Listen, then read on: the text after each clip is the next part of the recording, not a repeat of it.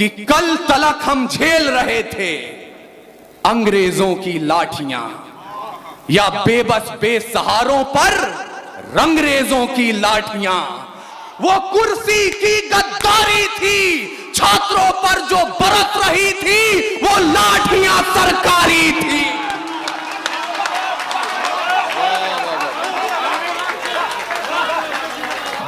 वो कुर्सी की गद्दारी थी, छात्रों पर जो बरस रही थी वो लाठियां सरकारी थी।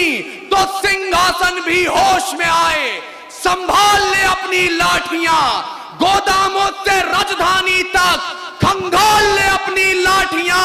अरे सवाल उठाने वाले हाथ न थामे, कहीं जवाब की लाठियां, ऐसा ना हो बिहार उठा ले इंकलाब की लाठ।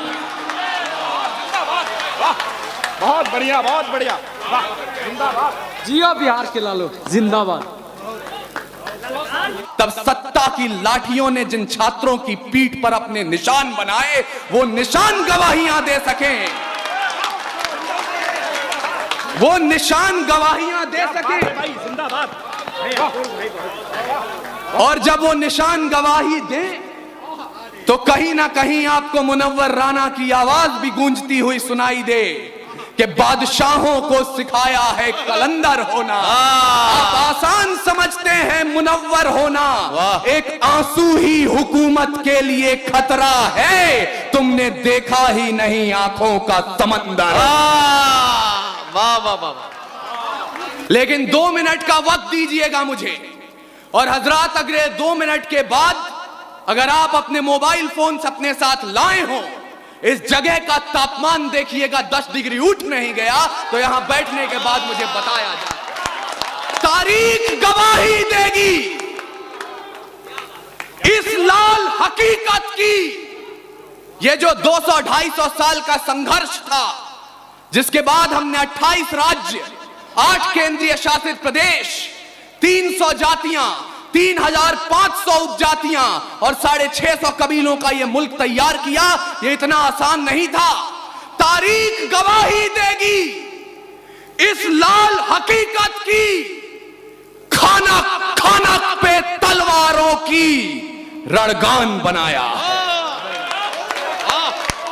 तारीख गवाही देगी इस लाल हकीकत की।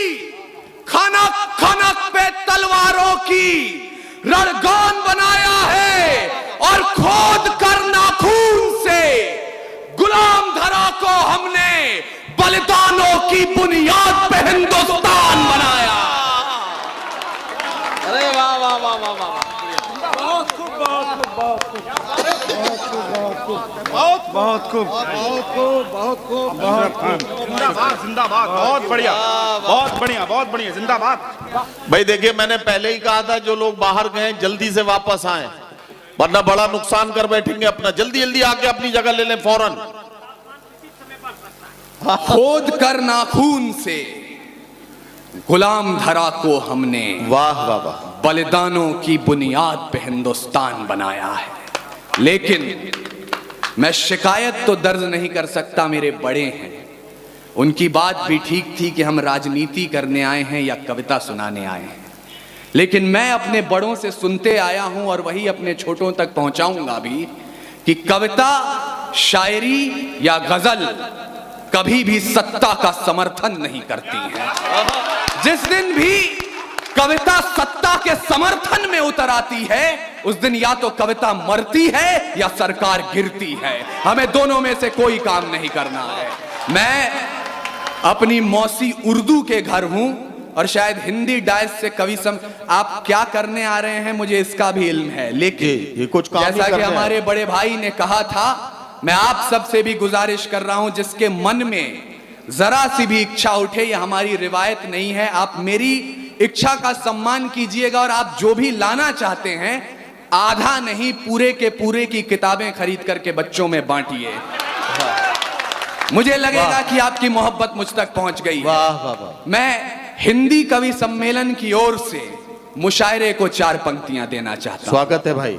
तैयार है जो प्रेम का प्रस्ताव मेरे देश में, तो पग पग पे पौरुष पराग भी तैयार है। वाह, आप अभी शायराओं को सुनेंगे। तैयार है जो प्रेम का प्रस्ताव मेरे देश में, तो पग पग पे पौरुष पराग भी तैयार है। और प्रीत का जो गीत दिल के शीत के विपरीत है, तो रुद्र वाले रूप का वो राग भी तैयार है। अरे गंगा के उपासक हम, तो सूरज के पुजारी भी। निर्मलता है नीर में, जलता भूभाग भी तैयार है। और देख सके तो देखे दुनिया हिंदुस्तान की आंखों में, पानी भी तैयार है और आग भी तैयार है। देख सके, वाह वाह वाह, देख सके तो देखे दुनिया हिंदुस्तान की आंखों में, पानी भी तैयार है और आग भी तैयार है। अब आप सोच रहे होंगे हम यहां आए थे कविता और गजल सुनने, हंसने खेलने, अपने बीते हुए दिनों को याद करने, यहां आग की बात क्यों हो रही है? तो मुझे माफ कीजिएगा, लेकिन जवानों, ये कमसिन सी कलियां, ये महकती हवाएं, ये पायल की छमछम जो पास बुलाएं, ये रुखसार की लाली, ये जुल्फों के साए, ये कमर की लचकन, ये गुंजित सदाएं, ये मोहब्बत की बातें, ये महबूब की यादें, ये बुझते चरागों को बेशक हवा दें। इन्हीं की बदौलत है महफिल में रौनक, इन्हीं से वफा की अशरफी दमकती, इन्हीं से हिज्र की रातें हैं कटती, इन्हीं से जवानों की आंखें चमकती। पर हमें आग पीने दो जिंदा जवानों, कि जुगनुओं पे हमको भरोसा नहीं है। और लड़े हैं सदा ही मशालों को लेके, अंधेरे को हमने भी कोसा नहीं है। ना आंखों को झीलों से तशबीह दी है, ना जुल्फों को बादल का नाम दिया, ना मुस्कान को उनके है चंदा कहा, ना रातों की बाहों को जाम दिया। जवानों के हाथों की उठती तड़प को शमशीर ही दी है, गुलाब नहीं। उनके नहाने के बाद भी पानी को पानी कहा है, शराब नहीं। हम ही है राणा और बिस्मिल भगत, यूं ही रूप अपने बदलते रहेंगे। और भारत को उजाले की पड़ी जो जरूरत, तो जलते रहे हैं और जलते रहेंगे। वाह वाह वाह वाह वाह वाह, हम ही है राणा और बिस्मिल भगत, वाह वाह, यूं ही रूप अपने बदलते रहेंगे। वाह वाह, और भारत को उजाले की पड़ी जो जरूरत, वाह वाह, तो जलते रहे हैं और जलते रहेंगे। इसलिए कह रहा हूं, मैं उनको शब्द चढ़ाता हूं, आहा, भूल नहीं है मेरे पास, मैं उनको शब्द चढ़ाता हूं। हिंद जिनकी जान था, नाम हिंदुस्तानी जिनका मजहब हिंदुस्तान। वाह वाह वाह, रक्त से रंगते थे धरती वाह, को वाह, वाह, हरियों की ललकार पर, जय हिंद का नारा सदा लिखा था जेलों की दीवार पर। और बदन पे बंधी थी बेड़ियां, दिल मगर आजाद था। और रक्त के अंतिम कतरे में भी भारत जिंदाबाद। वाह वाह वाह वाह वाह वाह वाह, उसके बावजूद यहां मेरे समक्ष दो ऐसे लोग बैठे हैं जो विधानसभाओं तक आपकी आवाज पहुंचाते हैं। मैं बड़े ही अदबो एहतराम के साथ, पूरे आदर और सम्मान के साथ एक शिकायत दर्ज कर रहा हूं। आज तक भारत में एनसीईआरटी की पुस्तकें पढ़ाती हैं, 14 अगस्त मध्य रात्रि 2 दस्तावेजों पर दस्तखत हुए और आजादी हमारी झोली में आ गई। मुझे माफ कीजिएगा, ऐसा नहीं हुआ था। कतरा कतरा खून दिया था, दी जवानी जुनून दिया था। खड़े अंग्रेज माने नहीं तो गोलियों से भून दिया था। गोरियों के गाल नहीं थे, ना आवाज मजीरों की, खनखनाहट गूंजती थी सेल्यूलर में जंजीरों की। राजनीति से मिली नहीं है, नहीं खरीदी पैसों से, सौदा लहू के मोल हुआ था भगत सिंह जैसों से। और मां ने गोली खाई थी, बेटे लटके फंदों पर, आजादी की डोली उठी है कुर्बानी के कंधों पर। वाह वाह वाह वाह वाह वाह वाह, अपूर्व क्या कहना भाई, वाह वाह वाह वाह वाह वाह वाह। मैं बहुत बहुत साधुवाद अपूर्व विक्रम शाह। यार एक बार मैं मधुबन से गुजारिश करता हूं, सारे लोग मिलकर यार एक बार जोरदार तालियां अपूर्व के लिए बजाओ।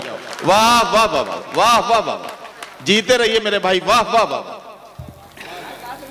आजादी की डोली उठी है, बढ़ जाएगा, बढ़ा दिया, वाह। कुर्बानी के कंधों पर, लेकिन जिस देश ने आजादी की डोली को कुर्बानी के कंधों पर उठाकर अपने घर तक पहुंचाया, हमने आजादी की दुल्हन को तस्वीर क्या दिखाई? कहीं निर्भया, कहीं गुड़िया, कहीं कठुआ की वो छोटी बच्ची, कहीं प्रियंका रेड्डी। लेकिन मैं आपको निराशा बांटने नहीं आया हूं। समय की अपनी पाबंदियां हैं, इसलिए मैं चाहता हूं कि आप भूलें नहीं, जब पूरे विश्व को अक्षर ज्ञान तो छोड़िए, चिन्ह ज्ञान नहीं था, हमने 4 वेदों की रचना कर दी थी। इस मिट्टी की कोख से निकला एक पत्थर जिसे कोहिनूर कहते हैं, उसे खरीद सके इतनी हैसियत पूरी दुनिया की दौलत में नहीं थी। और तो और सिकंदर की शमशीर में इतना फौलाद नहीं था, उसके किसी भी सैनिक के पांव की इतनी औकात नहीं थी कि इस मिट्टी के एक भी जर्रे के माथे पर विराजमान हो जाए। तब जाकर अल्लामा इकबाल ने लिखा, यूनान और मिस्र रोमा सब मिट गए जहां से, कुछ बात तो है कि हस्ती मिटती नहीं हमारी, सदियों रहा है दुश्मन दौरे जहां हमारा, सारे जहां से अच्छा हिंदुस्तान।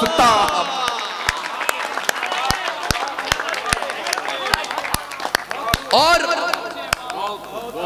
मैं उस हिंदुस्तान के आजादी की तारीख तक आपको इसलिए पहुंचाना चाहता हूं क्योंकि आज एक नया फैशन चला है, एक नई रीत चली है।